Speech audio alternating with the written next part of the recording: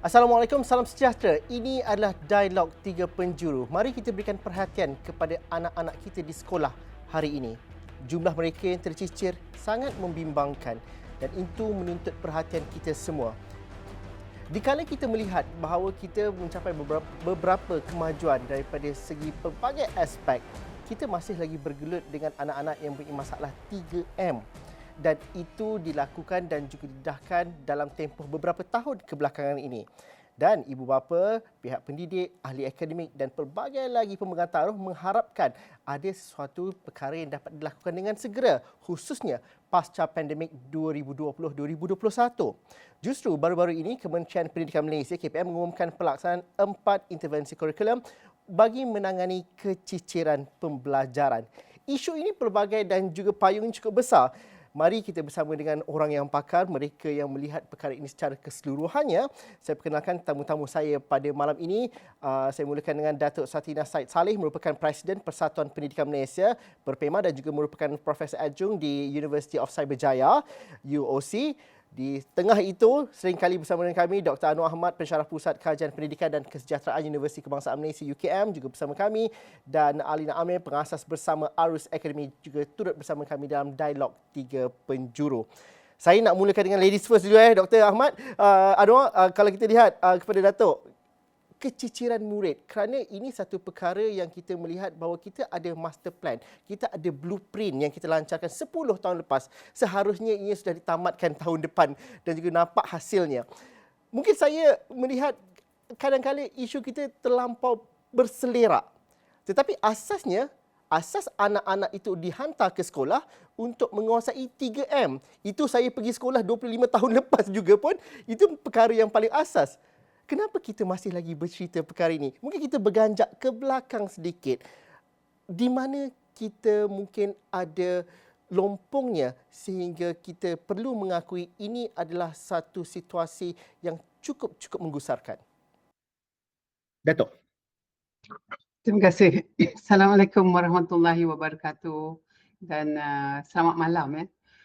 Thank you. Terima kasih kerana menjemput saya untuk hadir sama dalam sesi dialog pagi ini berkaitan dengan topik yang sangat menggusarkan kita, merisaukan kita, keciciran anak-anak. Tapi sebelum itu saya nak juga menyebut atau memberikan sedikit penjelasan dulu. Kita perlu jelas daripada segi apa dia tu dasar belakangnya. Apa yang kita maksudkan dengan keciciran? Kalau kita lihat keciciran ini, memang kalau kita hubungi dengan buku blueprint semua sekali, mengikut Kementerian Pendidikan, keciciran itu adalah di mana pelajar-pelajar yang berada dalam sistem persekolahan, khasnya di sini adalah pelajar warga negara Malaysia, tetapi mereka itu tidak dapat menghabiskan tempoh persekolahan itu, maknanya mereka berhenti setengah lah sama ada selepas dulu peperiksaan PMR ataupun SPM ataupun lain lagi. Maknanya mereka tinggal persekolahan itu dan kita menganggap itu sebagai satu keciciran. Dan di belakang di peringkat the last 2-3 days ni lah ya, kita sibuk menyebut tentang keciciran itu. Salah satu sebabnya adalah berpunca daripada tidak adanya kemahiran untuk 3M, membaca, mendengar dan juga menulis. Saya kan, Cik Zul, I really would like to have a look at this in the perspective whereby kita tak boleh melihat keciciran itu berdasarkan kepada just satu aspek saja. Kalau saya tengoklah dasar yang telah nak diperkenalkan oleh YB Menteri, it's a good dasar sebab kita nak mengenal pasti. Dulu semasa kita buat majlis pendidikan, bukan buku blueprint, mereka menggunakan Linus, sistem Linus untuk melihat adakah mereka ini dapat meneruskan ataupun tidak. Tapi sekarang kita perlu lihat juga apa peringkat awal sekali punca mereka ini cicir, tak dapat membuat 3M ni. Adakah mereka ini normal children? Adakah mereka ini menghadapi isu-isu pembelajaran? Misalnya mereka ada ADHD ke, mereka ada tak tahulah macam-macam ada Asperger dan juga lain lagi. Artinya perkara tu dalam pandangan saya perlu didiagnose dulu di sekolah. Macam mana kita nak melakukan perkara itu, it's another aspect, saya tak nyebut di sini lah kan. Sebab kadang-kadang kita lihat mereka ni keciciran kerana mereka ni tak boleh follow apa yang cikgu kata.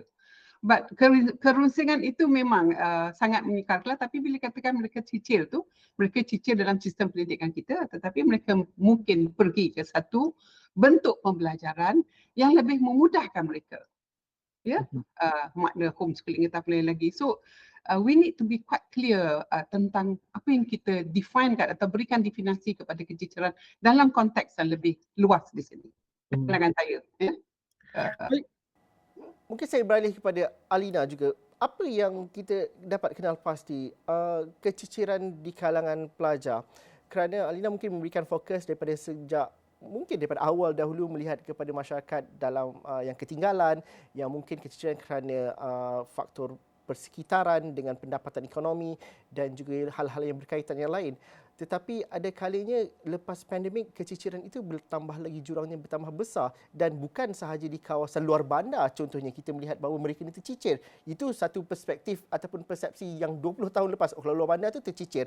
Tapi di bandar pun ramai sangat yang tercicir pada hari ini. Mungkin pandangan daripada Alina bagaimana? Terima kasih atas soalan tersebut. Jadi keciciran pembelajaran ni sebenarnya bukan satu perkara yang baru. Dan dia juga bukanlah sesuatu yang unik kepada negara Malaysia sahaja. Memang dalam setiap sistem pendidikan di seluruh dunia pun memang ada keciciran pembelajaran. Cuma sekarang ni kita mungkin nampak lebih banyak fokus ke atasnya sebab pasca pandemik kita ada lebih banyak data, keputusan PISA pun dah keluar baru-baru ni. Dan faktor keciciran pembelajaran ada pelbagai. Mungkin banyak penonton pendengar yang mungkin akan terfikir keciciran tu adalah murid-murid yang tak hadir ke sekolah. Disebabkan mungkin faktor sosioekonomi keluarga, mungkin kesihatan mereka, pengaruh persekitaran sosial dan sebagainya. Tapi kalaupun murid tersebut hadir ke sekolah, dia sebenarnya tidak menjamin mereka tidak akan tercicir. Tidak menjamin semua yang hadir ke sekolah tu akan menguasai 3M di tahap perkembangan mereka yang sepatutnya. Faktor terjadinya keciciran pembelajaran mungkin disebabkan kehadiran tadi ke tak hadir ke sekolah atau mungkin kurangnya sokongan guru atau keluarga. Dan tadi Datuk Setina ada sebut tentang masalah pembelajaran yang mungkin anak murid tu ada. Jadi lebih-lebih lagi sekarang ni kita sedang melihat kesan daripada penutupan sekolah semasa waktu pandemik hari itu. Jadi bukan sahaja di Malaysia, di tahap global di mana ramai yang tertinggal jauh ke belakang disebabkan mungkin pendidikan yang diberikan semasa penutupan sekolah hari itu mungkin tidak cukup kualitinya ataupun memang tidak dapat akses pun kepada pendidikan semasa penutupan sekolah. Jadi sekarang we're seeing the effect of that now. Tapi Dr. Anwar, kalau di Dewan Rakyat tempoh hari Menteri juga mendedahkan bahawa 435,000 pelajar yang dikenal pasti sebagai tercicir dan kita mungkin kalau saya tarik mungkin keciciran itu mungkin besar tapi kalau kita tarik menguasai 3M itu satu jumlah yang besar dan juga adakah kerana kita ada ibu bapa mengatakan bila saya baca WhatsApp group saudara mara dan sebagainya mereka akan menyebut bahawa kita tak tahu macam mana nak menilai anak kita sekarang. Kita tak tahu apa sistem grade. Itu antara perkara yang pemahaman dan juga persepsi mereka. Adakah itu ada hubung kaitnya? Ada anak-anak yang gagal untuk menguasai 3M dan jumlahnya besar itu, adakah disebabkan kita tidak ada sistem peperiksaan yang seperti dahulu? Dr. Anwar. Terima kasih Zul. Yang pertama sekali, saya rasa kita perlu memahami dulu konsep keciciran sebab keciciran ni dia ada topologi dia ataupun ada struktur. Yang pertama sekali ada kumpulan murid yang dianggap sebagai risiko keciciran. Maksudnya mereka belum tercicir tetapi mereka ini adalah dalam kumpulan high risk. Kumpulan yang berisiko tinggi akan tercicir jika tidak dilakukan sesuatu pada mereka, intervensi dan sebagainya. Kumpulan yang kedua adalah yang dipanggil sebagai keciciran pembelajaran. Mereka telah melalui proses ataupun pengalaman keciciran itu, cumanya mereka belum lagi berhenti sekolah. Yang ketiga adalah keciciran pendidikan, maksudnya mereka dah berhenti sekolah. Jadi apabila kita cuba untuk memahami konsep ataupun isu-isu berkaitan keciciran, kita harus memahami di manakah sasaran yang harus kita letakkan dalam menyelesaikan isu tersebut. Adakah pelajar yang kita sedang bincangkannya kumpulan risiko, masih bersekolah, masih hadir setiap hari ke sekolah, masuk kelas tapi mereka ini akan berisiko tercicir. Yang keduanya, adakah mereka telah mengalami keciciran yang disebut sebagai 3M dan sebagainya. Yang ketiganya adalah keciciran pendidikan. Baik. Apabila YB Fazlina membentangkan bahawa terdapat 435,000 murid-murid di negara kita, sekolah rendah dan menengah sedang berhadapan dengan keciciran pembelajaran, itu merujuk kepada kumpulan yang pergi ke sekolah telah menghadapi keciciran bermaksud pencapaian mereka adalah rendah, khususnya 3M. Dan sebenarnya angka 435 itu pada saya masih lagi dipersoalkan lah. Kerana data yang diambil itu adalah daripada SPPB ataupun Sistem Pengurusan Pentaksiran Bersepadu. Dan 435,000 itu hanya murid yang mendapat TP1 dan TP2. Tetapi kalau kita lihat di lapangan, TP3 juga adalah kumpulan yang sebenarnya masih tidak mahir dengan kemahiran 3M dan sebagainya. Dan kalau kita data di sekolah-sekolah, yang ramai itu adalah TP3. Jadi sebenarnya angkanya jauh lebih besar daripada 435,000 orang. Dan yang membimbangkan kita, dan saya pasti juga KPM menjedari isu ini, jika kita bandingkan dengan kumpulan murid yang keciciran pembelajaran pada tahun 2019, data World Bank yang laporkan di negara kita 2019, World Bank ada buat laporan, kita ada 175,000 waktu itu. Tetapi pada tahun 2023, kita ada 435,000. Jadi ini satu angka yang meningkat begitu besar sekali, sebahagian besarnya disumbangkan daripada pandemik COVID, dan sebab itu pada saya apabila KPM mengambil tindakan untuk menggerakkan 4 inisiatif intervensi itu, pada saya itu memang perlu dilakukan. Cumanya mungkin mengapa sekarang, mengapa tidak 2 tahun yang lalu ketika kita keluar daripada pandemik dan World Bank, UNESCO, OECD dan sebagainya telah mengingatkan kita bahawa bukan hanya negara kita tapi seluruh dunia bahawa akan berlaku keciciran pembelajaran yang besar di negara-negara, khususnya negara-negara yang telah menutup persekolahannya agak panjang. Seperti Malaysia, kita menutup agak panjang. Jadi sebenarnya kita dah 2 tahun terlewat daripada apa yang sepatutnya kita lakukan. Sebab tu keciciran itu kita nampak begitu besar sekali.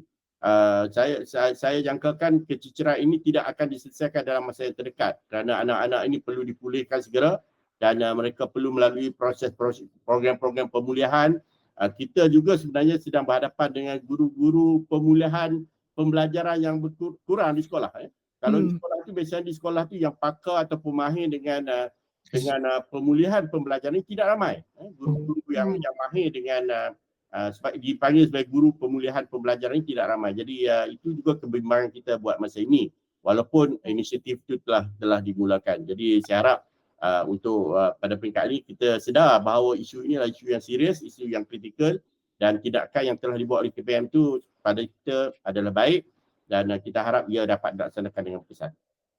Okey, Dr. Ahmad, kita nakal sikit. Saya nakal sikit lah, saya nak tanya. Kerana dalam masa 2 tahun itu, Dr. Ahmad mengatakan, Dr. Anwar minta maaf saya, Dr. Anwar mengatakan bahawa kita lambat untuk bertindak.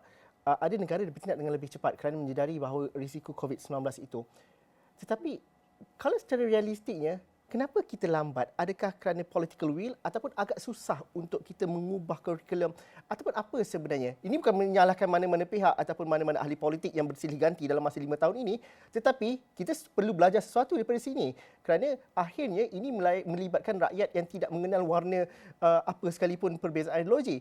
Apa yang kita perlu pelajari dalam masa 2 tahun itu? Kenapa kita lambat untuk bertindak dan adakah sukar untuk kita bertindak dengan lebih cepat sebenarnya kalau hal berkaitan dengan intervensi kurikulum ni? Ya, sebab soalan tu nakal, saya pun nak nakal sikit jawapan ni. Saya fikir kita tak boleh nafikan bahawa perubahan politik tahun 2022-2023 itu banyak mempengaruhi perjalanan pendidikan negara kita. Jadi ada beberapa perkara yang tertangguh disebabkan oleh persekitaran politik semasa waktu itu yang begitu mengekang untuk kita membuat perubahan secara besar-besaran. Dan mungkin selepas 2 tahun keadaan lebih stabil, sekarang barulah kita mula menggerakkan usaha ini. Itu yang pertama. Tapi pada saya yang lebih penting daripada politik itu adalah sejauh mana birokrasi, agensi dan kementerian itu boleh bergerak tanpa political punya will. Maksudnya sepatutnya agensi itu sebagai sebuah agensi yang boleh bergerak sendiri.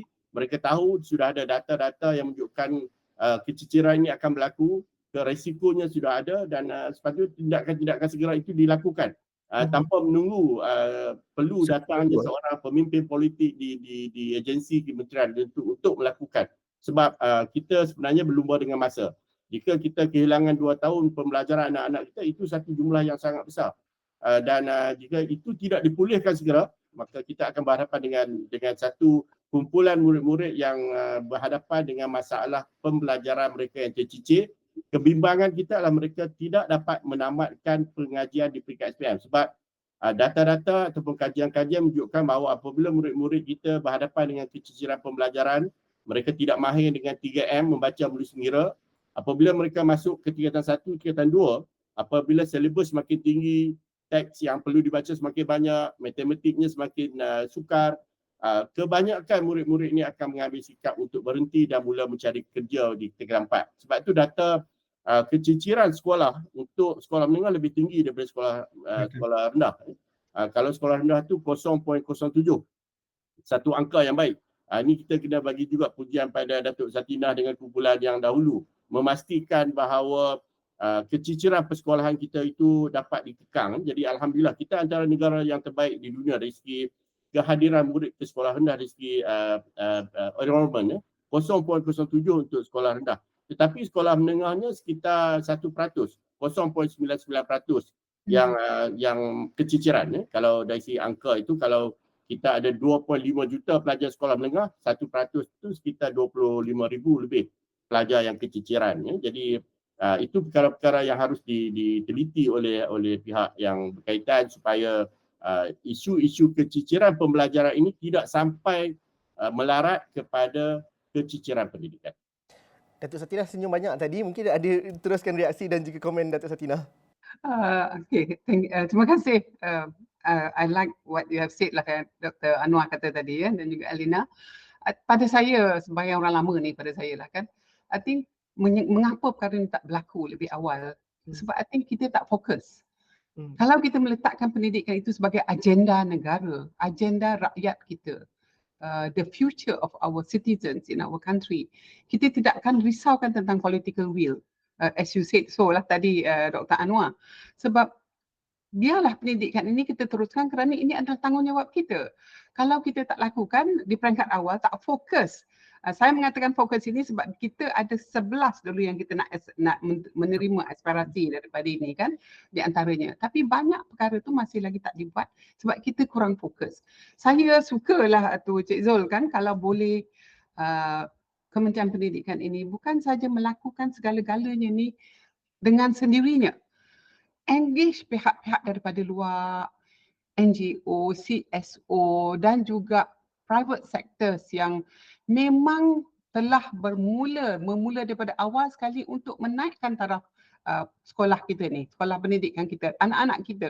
Sebab saya sebenarnya Cik Zul, saya terlibat sangat-sangat sejak 10 tahun yang lepas, selepas saya keluar daripada sistem kita yang ini. Kehebatan mereka di dalam bukan saja daripada segi keuangan tetapi dari segi ekspertis untuk menjadikan anak-anak kita itu hebat, tidak tercicir, memang boleh kita katakan sebagai satu yang kita sangat banggakan negara kita ini. Seperti Alina lah. Saya kenal ramailah di antara mereka CSO ni yang telah terlibat. Budak-budak muda, saya sangat berbangga sebab mereka muda. Mereka berada dengan pelajar, mereka tahu apa isu pelajar.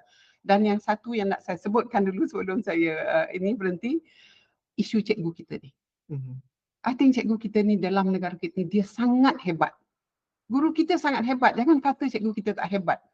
Kita selalu blame saja cikgu kita tetapi pihak kerajaan, saya tak mahu sebut Kementerian Pendidikan, apakah kelebihan kita lakukan kepada guru?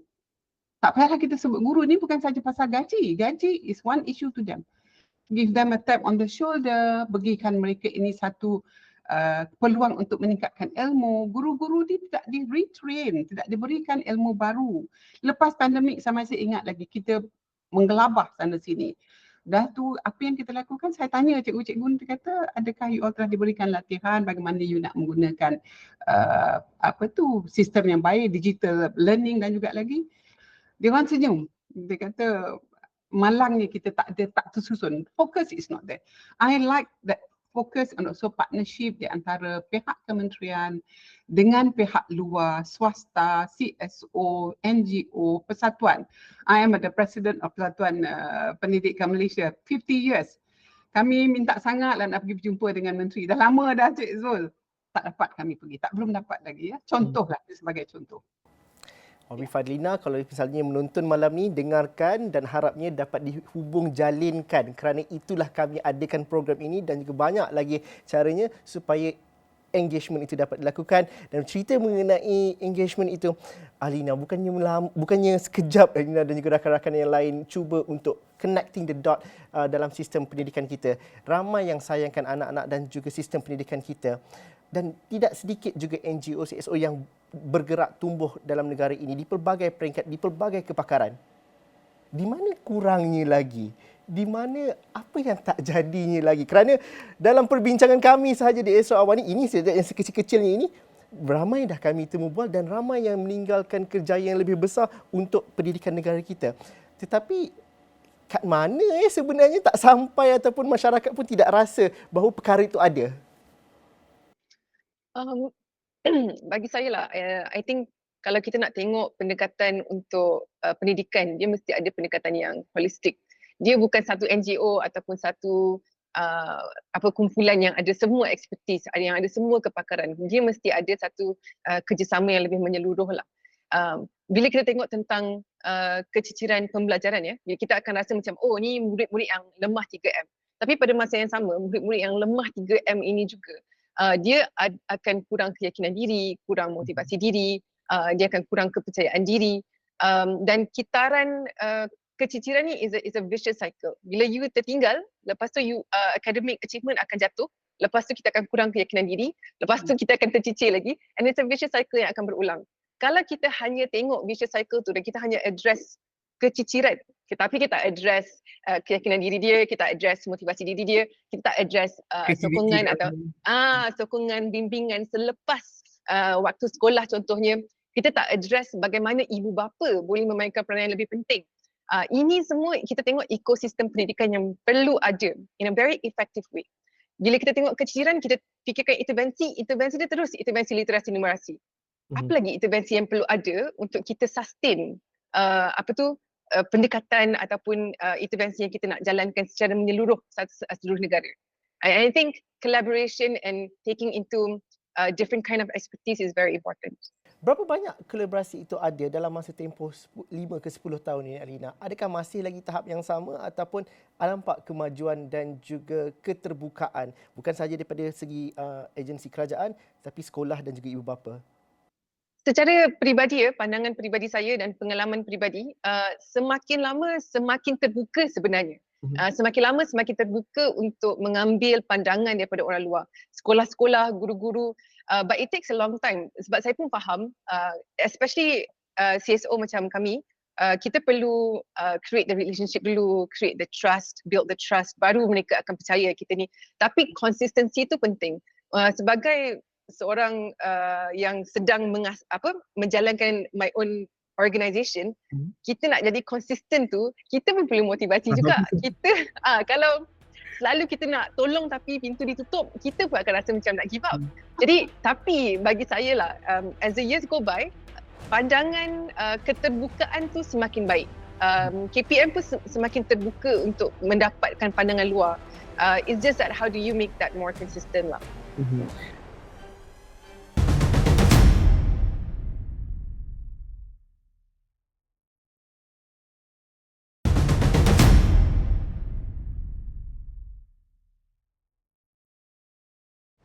Tadi Datuk dah menyebut mengenai guru, Dr. Anwar juga sudah menyebut mengenai guru, kerana kalau kita lihat kepada keciciran ini, kita dah tahu kelompoknya, kita dah ada intervensinya setidaknya untuk kita mulakan. Tapi guru itu, bagaimana kita mahu memberikan dan juga membela mereka? Saya kira Datuk Satina memberikan satu situasi di mana ketika COVID-19, saya masih lagi ingat bagaimana ada yang bagi guru-guru yang sudah senior cuba untuk melakukan sendiri PowerPoint dan juga untuk beradaptasi dengan Zoom dan sebagainya. Ada yang menangis dan sebagainya. Tapi lepas pandemik macam kita lupakan satu hidup yang susah itu. Dan juga Dr. Anwar juga nanti mungkin dapat mencelah bagaimana kita melihat juga pengorbanan guru yang sanggup. Saya masih ingat di social media viral 2-3 minggu lepas, guru dapat bonus 2,000 tapi hiaskan murid sekolah bilik darjah anak-anak murid. Dan ini nampak ada separuh ibu kata macam nampak kecil, macam kenapa kena buang duit, tapi sebenarnya untuk anak-anak besar ertinya. Jadi bagaimana kita melihat profession perguruan ini perlu diletakkan pada aras yang lebih tinggi dan bukan sahaja terletak di atas pundak Kementerian Pendidikan semata-mata, kerana akhirnya kita masih lagi bekerja silo. Oh, ini kerja Kementerian Pendidikan. Bagaimana Datuk kalau kita nak melihat bahawa guru inilah yang perlu sekali sangat dibela dan juga diletakkan pada tempat yang sepatutnya? Alhamdulillah. Terima kasih. Saya dengar soalan tu, saya pun rasa terharu lah kan. Saya dulu juga seorang guru. Guru ni yang sebenarnya kita mengatakan memertabatkan guru, tapi setakat mana kita memertabatkan guru? Adakah perkara ni betul-betul berlaku? Setakat manakah kehebatan guru itu kita war-warkan kepada masyarakat seluruhnya? Dah tu keburukan guru tu akan diwar-warkan, tetapi guru-guru ni tidak diberikan kehebatan itu kepada mereka. Saya selalu sebut perkara ni. Saya kata kalau guru-guru tu berada di luar, dia mengambil option pergi ke luar bandar, naik bot pergi ke sekolah, berjalan pergi ke sekolah. Kehebatan tu saya kata tak senang untuk dibuat. Malahan emak bapak pun tak sanggup nak buat. Tetapi bila mereka sudah habis dengan tugas mereka tu, adakah kementerian ini kan, bukan saja kementerian lah, kadang-kadang saya katakan, pada saya sinilah, berikanlah mereka tu satu pingat. Apa tu, berikanlah recommendation mereka tu sebagai satu penghargaan dan diberikan. Pingat tu bukannya pingat tu nak jadi datuk, nak jadi apa pun. Tapi pada saya kalau mereka tu dah hebat sangat-sangat, bagikan mereka. Tapi berapa banyak cikgu yang mendapat datukship contohnya lah. This actually it looks small, tapi kepada guru, bila guru menggunakan wang 2,000 untuk anak-anak mereka, itu pengorbanan yang sangat besar, Cik Zul. I think it's not an easy thing. Pada saya, berikan mereka latihan di atas latihan. Benarkan pihak luar swasta untuk datang memberikan daripada segi psychological pedagogy misalnya. Memberikan mereka pandangan yang lebih terbuka dalam konteks dunia sekarang.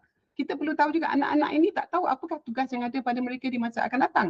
5 tahun daripada sekarang, 10 tahun daripada sekarang, guru-guru perlu didedahkan.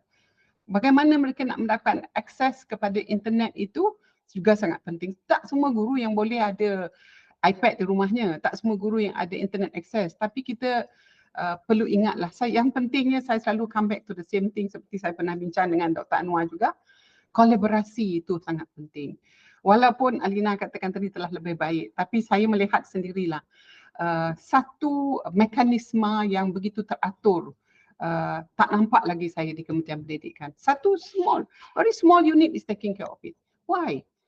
Pada saya kalau orang mengetuk pintu di rumah kita, nak bawa kita emas setongkol, nak bagi kepada anak kita, kita terima. Tak payah kita nak tanya, itu betul ke? Emas tu palsu ke? Bukan cara begitu. So saya minta lah, Cik Zul kan, fikirkanlah tentang kehebatan guru kita ini. Berikan mereka motivasi, berikan mereka peluang untuk mereka membuat belajar misalnya. To me, if you send them for even bekerja sekejap dengan pihak orang-orang seperti Alina ni, seperti Arus Academy, di mana mereka belajar perkara lain, aspek lain. Saya yang sebenarnya Cik Zul kan, saya belajar dengan budak-budak muda ni, Alina ni. TFM semua ni, I learn a lot from them. Because benda tu, tools tu kita tak ada. Kita belajar daripada mereka. Allow the teachers to also learn the tools in a way that it is practical. Bukannya menambahkan beban. Bukan itu. Ya, itu maksud saya di sini. Ya. Dr. Anwar, mungkin doktor menyebut bahawa kita bercerita keciciran dan untuk mengatasi keciciran ini perlukan kemahiran dan juga kepakaran yang khusus. Itu yang juga Datuk mengatakan tadi, bahawa guru ini perlu diberikan kemahiran baru. Tapi beban guru juga banyak. Jadi berlapis-lapis perkara itu. Jadi di mana kita nak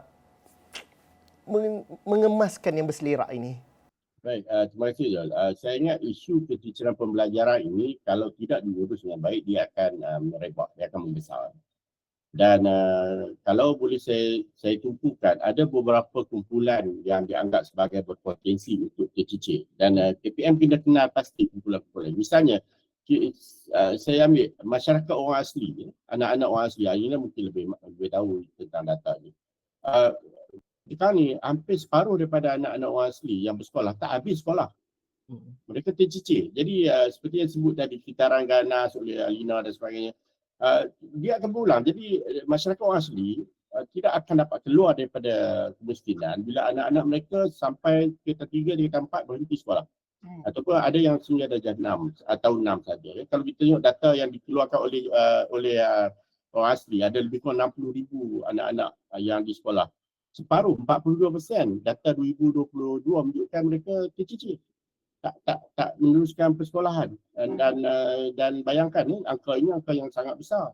Walaupun kita boleh meraihkan bahawa peratusan keciciran kita semakin peratusan anak-anak ke sekolah semakin meningkat, tetapi anak-anak orang asli misalnya satu kumpulan yang mesti diberi perhatian khusus.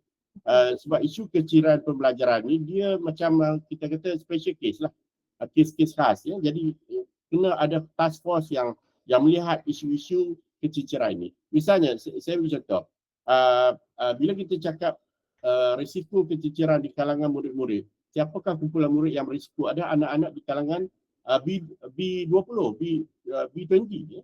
Kumpulan yang sangat miskin, dianggap sebagai miskin mutlak, yang pendapatan ibu bapanya 1,200, 1,300 ringgit sebulan ke bawah ya. Mereka ini menghadapi masalah pemakanan. Umur 5 tahun misalnya, data yang ada pada kita ada data banyak menunjukkan bahawa anak-anak kita umur 5 tahun tu sampai 22% menghadapi masalah bantut. Maksudnya satu daripada 5 murid, lebih daripada 1 dari 5 murid ataupun 1 daripada 4 murid adalah masalah bantut di negara kita. Mengapa mereka bantut? Sebab makanan yang tidak sihat, zat yang kurang.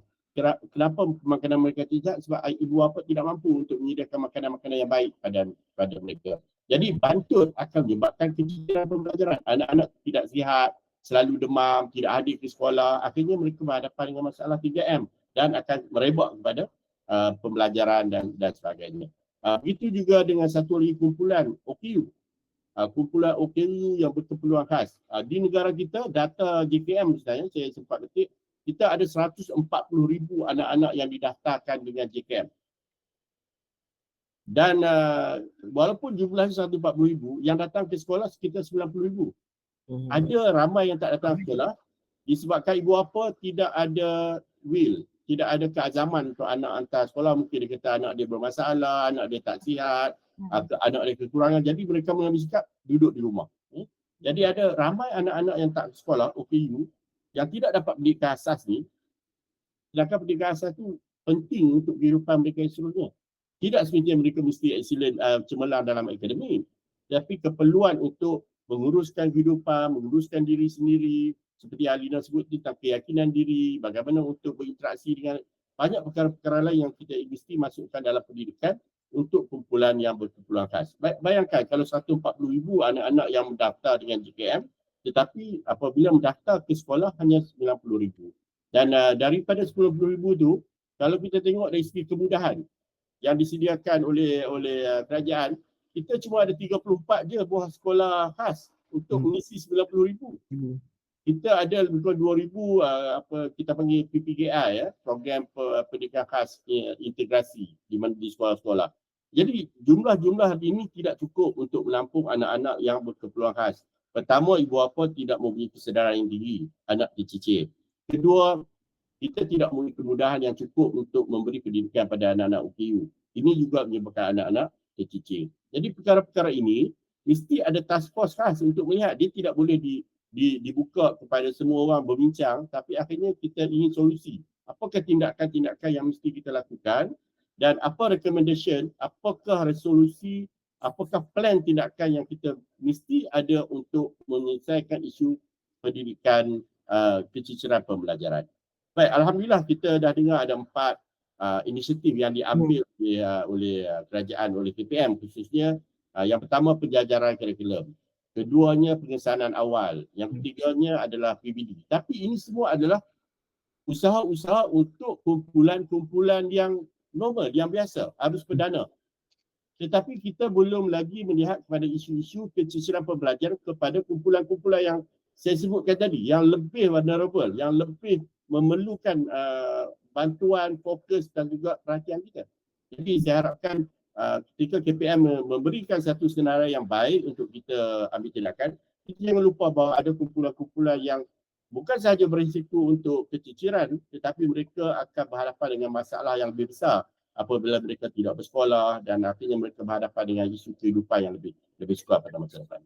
Dr. Anwar, 4 intervensi yang diumumkan oleh KPM baru-baru ini, adakah itu untuk fokus dan khusus kepada masalah keciciran yang kita hadapi sekarang ataupun dalam masa 3-4 tahun ini? Ya, seperti yang disebut oleh Yang Berhormat Menteri, empat intervensi itu memang fokus kepada menyelesaikan isu keciciran pembelajaran. Disebabkan angka keciciran pembelajaran itu sudah hampir 1,5 juta.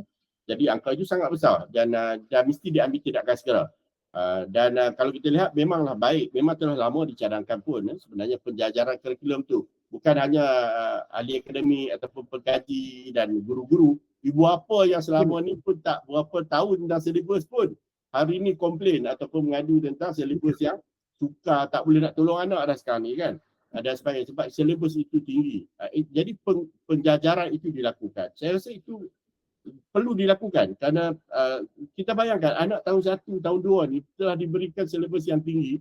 Saya pun kadang-kadang tidak faham sebab kita bandingkan dengan silibus di negara luar, kita lihat di negara baju pun tak sesuai dan setinggi negara kita. Kadang-kadang ini pandangan peribadi saya, seolah kita terperangkap untuk segera memajukan ranking kita di dalam PISA dan TIM dengan cara kita bagi macam booster lah kan. Kita bagi cepat-cepat kita nak naikkan kita punya rating itu ataupun tinggi itu. Kita bagi yang suka, bagi kebat yang tinggi, bagi silibus yang tinggi dengan harapan 3 tahun, 4 tahun akan datang ranking kita akan naik jadi 25 terbaik di dunia seperti ada dalam PPPM. Memang dalam PPPM itu telah ditekankan pada akhir PPPM itu kita berada di angka 1 kumpulan yang terbaik ya, teratas. Tapi pendidikan tidak bergerak begitu. Pada saya bukan kualiti pendidikan itu tidak digerakkan dengan bentuk yang aksesori dan sebagainya. Dia mestilah konten dia kuat.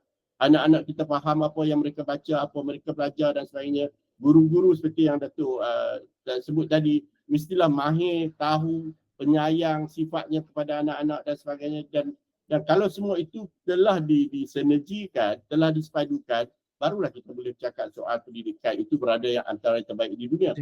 Ya.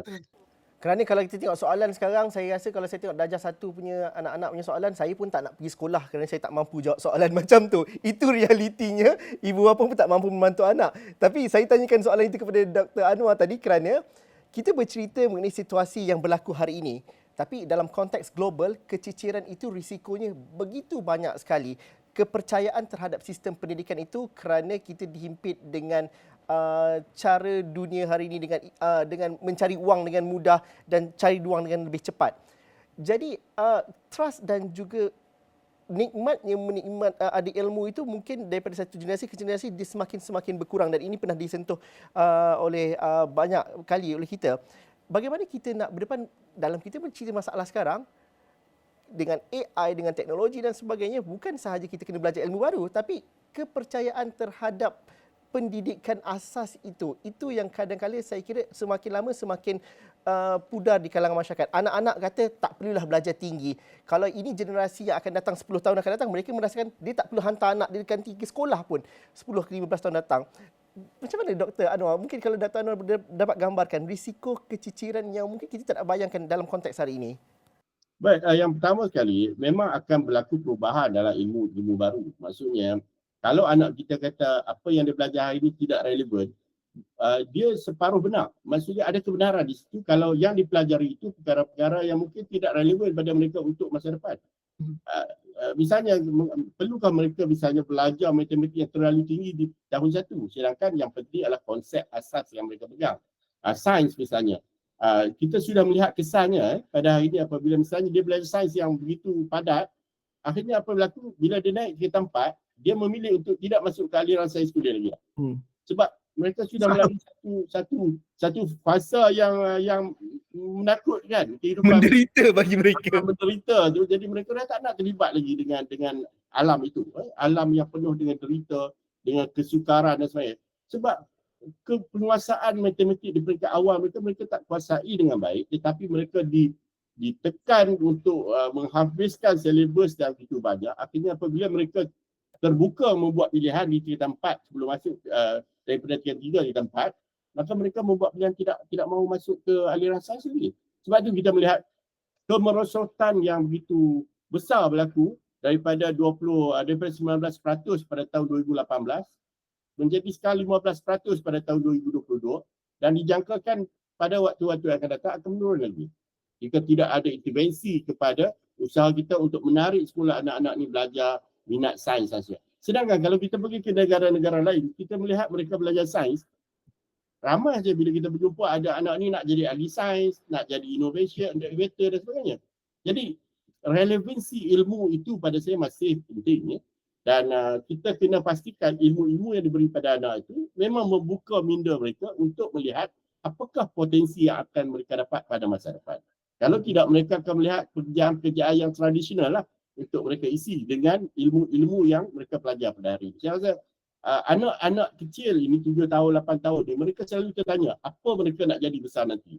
Tapi mereka juga ada ilmu, ada pengalaman dan melihat apa ilmu ini boleh sokong mereka untuk jadi. Walaupun mereka anak kecil, sebenarnya anak-anak ini sudah berfikir. Adakah ilmu ini kami nak boleh guna untuk masa depan? Jadi saya rasa ini juga pelibatan bagaimana kurikulum itu dibina, bagaimana aktiviti itu didedahkan. Kan? Anak-anak kecil ni, bayangkan, saya ingat ada banyak program pusat sains dan sebagainya. Anak-anak ni bila balik pada pusat sains, dia bercerita pasal sains. Dia nak jadi angkasawan, dia nak jadi macam-macam. Mengapa dia boleh melihat itu relevan pada dia? Kerana ilmu yang dia belajar itu, kededahan itu, sesuatu yang menyeronokkan dia, menggembirakan dia dan dia melihat masa depan yang begitu. Mencipta pengalaman itu, kerana itu anak-anak influencer, menjadi influencer itu boleh jadi kerjaya tapi perlu berlandaskan ilmu juga. Tapi Alina, kalau kita bercerita mengenai sains teknologi, kita bercerita bahawa perlunya ada peralatan sains dalam bilik darjah. Perlu. Tetapi dalam masa sama, untuk peringkat awal, kalau kita lihat negara-negara yang maju dalam pencapaian mereka dalam sains dan matematik, mereka tidaklah lengkap serba-serbi. Mereka menawarkan pengalaman anak-anak di sekolah rendah itu. Mereka bermain dengan alam, mereka melakukan kerja-kerja yang sangat asas. Kalau di YouTube tu, ibu bapa mungkin akan kagum dengan sekolah-sekolah di Jepun contohnya. Sapu sampah sendiri, siram pokok. Orang kita kata, apa kena mengenanya dia boleh pandai sains? Tapi pengalaman itu yang mencetuskan imajinasi anak-anak ini untuk ada kerjaya dan juga impian.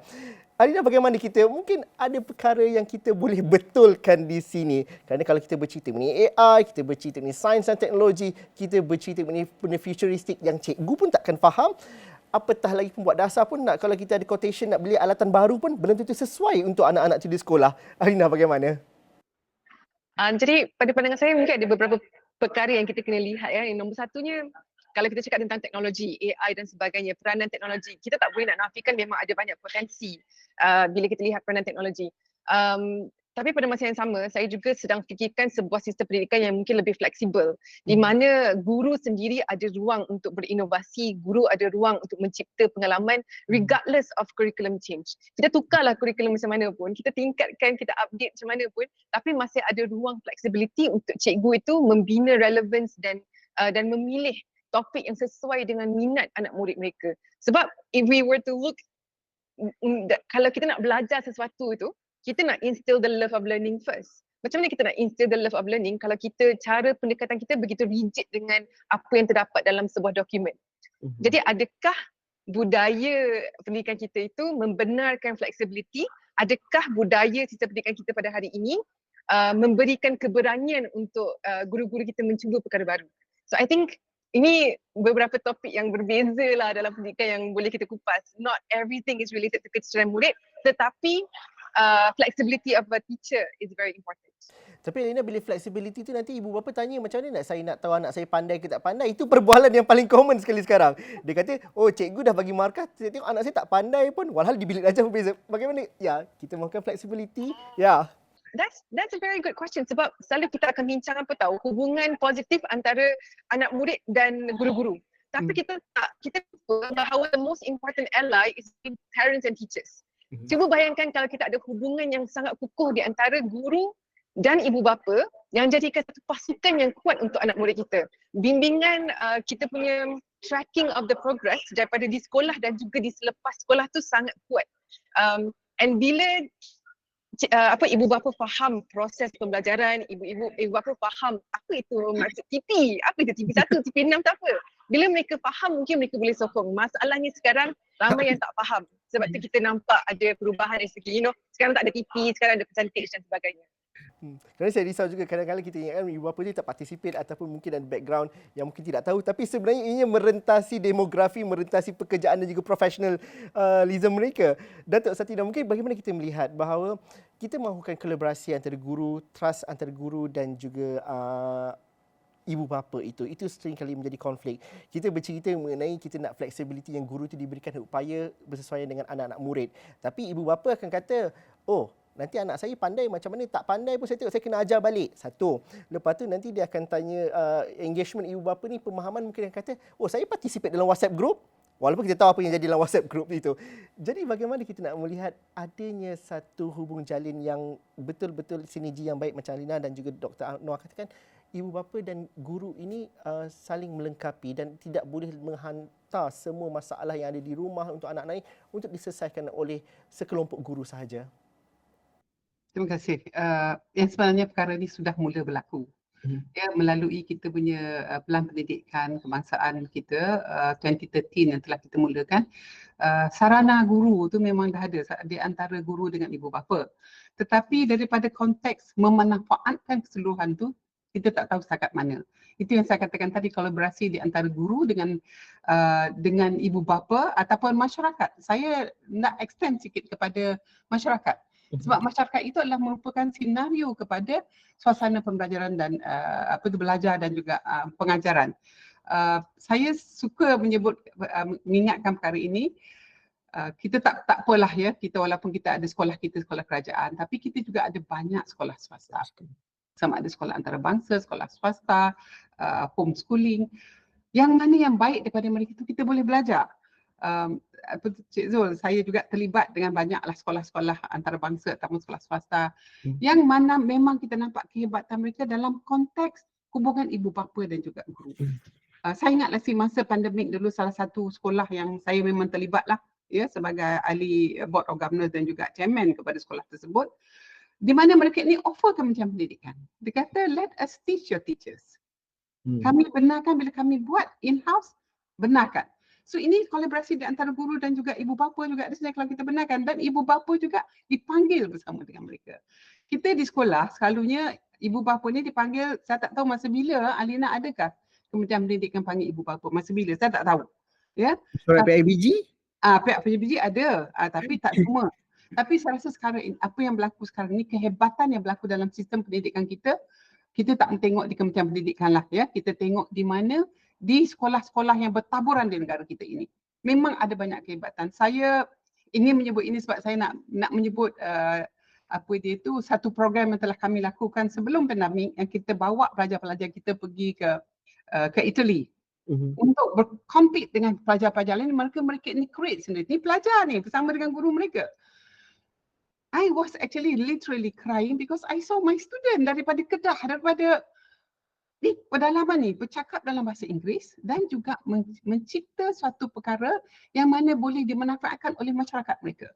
Dan juga guru itu mengatakan ini adalah idea-idea yang diberikan. Seperti kata Alina kata tadi, empowerment, kebenaran untuk mereka menggunakan dia punya kehebatan pemikiran mereka. Itu yang perlu kita berikan. Saya harap seperti kata Dr. Anwar tadi, sekretariat ataupun jawatan kuasa khas bagi perkara-perkara begini telah wujud saya rasa, tapi bagaimana kita boleh memanfaatkan, sebab kita perlu melihat sistem pendidikan ini bukan saja setakat 3M.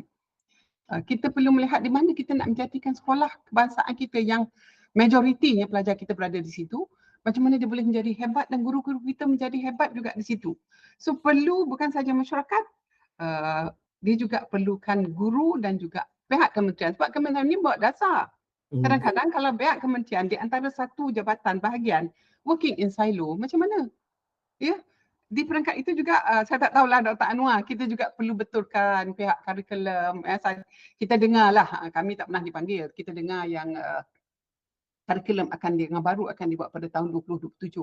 Saya nak tanyalah Dr. Anwar dan juga Cik Zul dan Adina, kalau tahun 2027, kurikulum itu dibuat sekarang ke dibuat bila? Apakah bentuk kurikulum yang akan kita gunakan 2027 ni, 2024 baru? Semuanya ilmu ni akan menjadi irrelevant, banyak akan menjadi irrelevant. So kementerian, maksud kita Malaysia akan mengenalkan kurikulum baru tahun 2027. Why does it take so long for us to do new curriculum? Sebab kita nak buat sendiri, sebab kita tak libatkan masyarakat dan guru tu mungkin terlibat.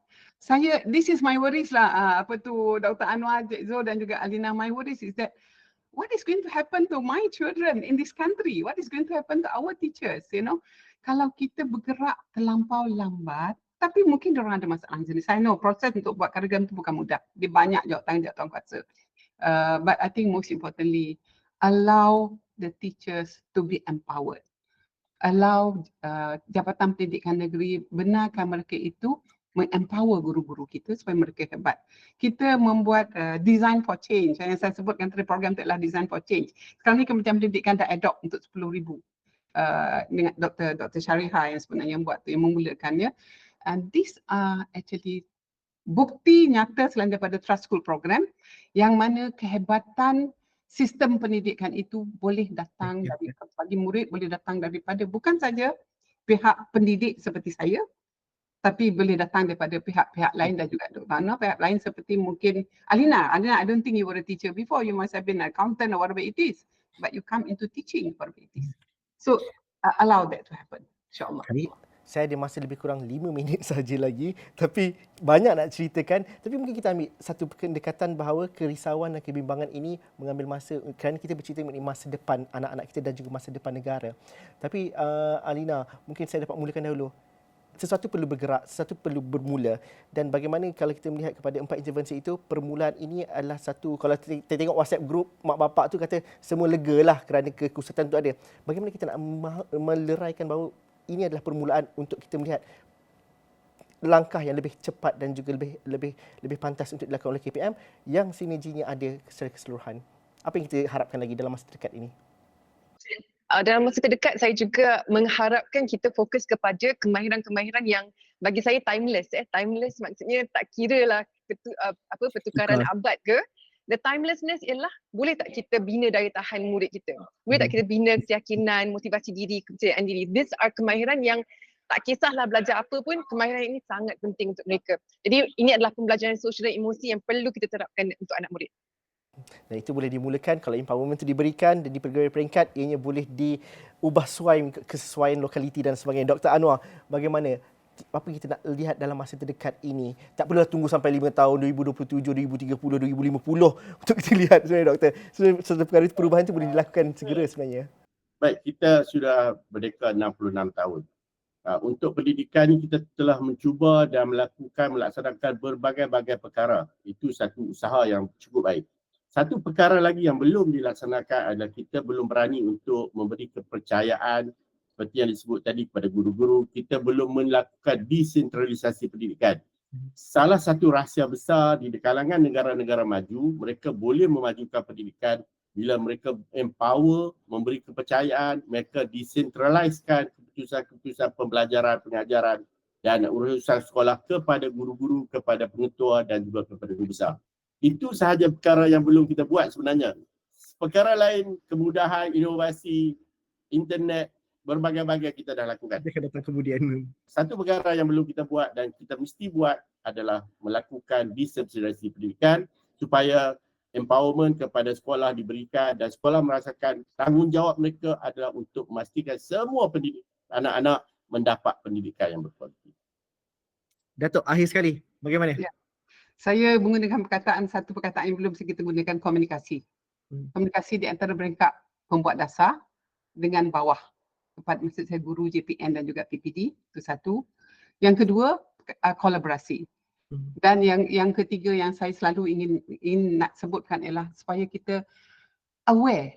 Kalau diberikan empowerment tadi, diberikan kreativiti, dibenarkan kepada anak-anak, kepada guru-guru dan juga kepada pembuat dasar misalnya, maka perkara ini akan dapat diperbaiki. Saya tak mahu sebut bukan sahaja keciciran. Keciciran ini berlaku daripada sistem yang belum lagi, bak kata Dr. Amra, kita tak buat lagi. Tapi boleh dibuat, bukan tak boleh dibuat. So saya minta lah this can happen insyaAllah. I yakin what I think the minister is doing is going forward the right way. Walaupun ada banyak beberapa perkara yang saya rasa perlu kita pertimbangkan, but I think this is the way to go. But let it be focused and serious about education for our future generation. Harapnya itu membantu perbincangan, membantu mereka yang bergelut di bawah sana untuk membina anak bangsa yang lebih baik. Terima kasih atas pandangan, kepakaran, pengalaman kepada panel-panel kita, Datuk Satinah Said Saleh, Presiden Persatuan Pendidikan Malaysia dan juga merupakan Profesor Adjang di University of Cyberjaya, Alina Amir, pengasas bersama Arus Academy dan juga Dr. Anwar Ahmad, Pensyarah Pusat Kajian Pendidikan dan Kesejahteraan UKM kerana sudi bersama kami dalam dialog Tiga Penjuru pada malam ini. Terima kasih kepada anda yang menonton. Harapnya ini juga membantu anda untuk sama-sama membina sasiah, membina masa depan anak-anak yang lebih baik, kerana kita setiap satu daripada kita bukan sahaja yang dasar tapi kita juga mainkan peranan kita kalau empowerment pendidikan. Terima kasih kerana menonton. Assalamualaikum dan salam sejahtera. Kita jumpa lagi.